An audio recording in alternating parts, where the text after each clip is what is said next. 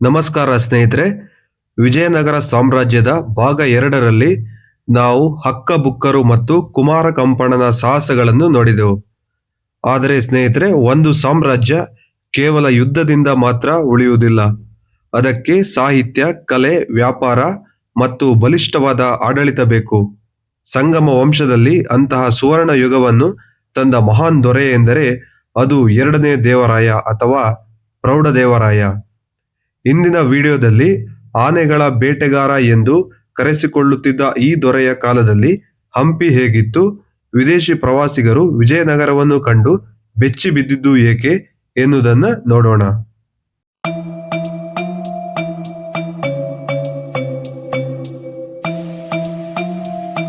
ಕ್ರಿಸ್ತ ಶಕ 1424ರಲ್ಲಿ ಸಿಂಹಾಸನ ಏರಿದ 2ನೇ ದೇವರಾಯ ಸಂಗಮ ವಂಶದ ಅತ್ಯಂತ ಪ್ರಭಾವಶಾಲಿ ದೊರೆ.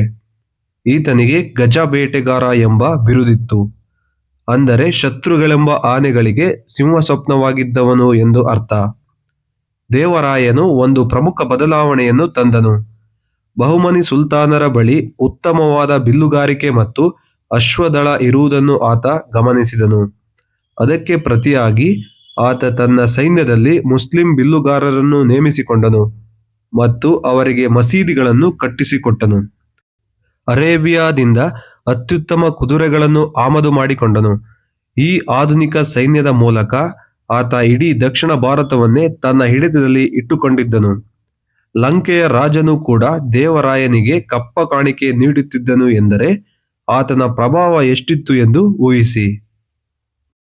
ವಿಜಯನಗರದ ಸಿರಿವಂತಿಗೆ ಎಷ್ಟಿತ್ತು ಗೊತ್ತಾ? ಇದನ್ನು ನಾನು ಹೇಳುತ್ತಿಲ್ಲ. ದೇವರಾಯನ ಕಾಲದಲ್ಲಿ ಭೇಟಿ ನೀಡಿದ ಪರ್ಷಿಯನ್ ರಾಯಭಾರಿ ಅಬ್ದುಲ್ ರಜಾಕ್ ಬರೆದಿಟ್ಟಿದ್ದಾನೆ. ಅಬ್ದುಲ್ ರಜಾಕ್ ಹಂಪಿಯನ್ನು ನೋಡಿ ಆಶ್ಚರ್ಯದಿಂದ ಹೀಗೆ ಬರೆಯುತ್ತಾನೆ: ಜಗತ್ತಿನಲ್ಲಿ ಕಣ್ಣು ನೋಡಿರದ, ಕಿವಿ ಕೇಳಿರದ ಅತ್ಯದ್ಭುತ ನಗರವಿದ್ದರೆ ಅದು ವಿಜಯನಗರ ಮಾತ್ರ. ಇಲ್ಲಿನ ಮಾರುಕಟ್ಟೆಗಳಲ್ಲಿ ಗುಲಾಬಿ ಹೂಗಳನ್ನು ಮಾರುವಂತೆ ಮುತ್ತು ರತ್ನಗಳನ್ನು ರಾಶಿ ಹಾಕಿ ಮಾರುತ್ತಾರೆ.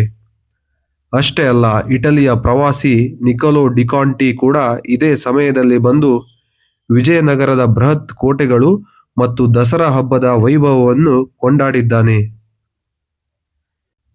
ಪ್ರೌಢದೇವರಾಯನ ಆಸ್ಥಾನ ಕೇವಲ ಕತ್ತಿಗಳ ಸದ್ದು ಮಾಡುತ್ತಿರಲಿಲ್ಲ. ಅಲ್ಲಿ ಕವಿಗಳ ಲೇಖನಿಗೂ ಬೆಲೆ ಇತ್ತು.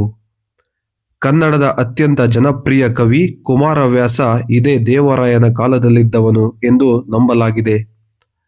ಆತ ಬರೆದ ಗದುಗಿನ ಭಾರತ ಇಂದಿಗೂ ಮನೆ ಮಾತು.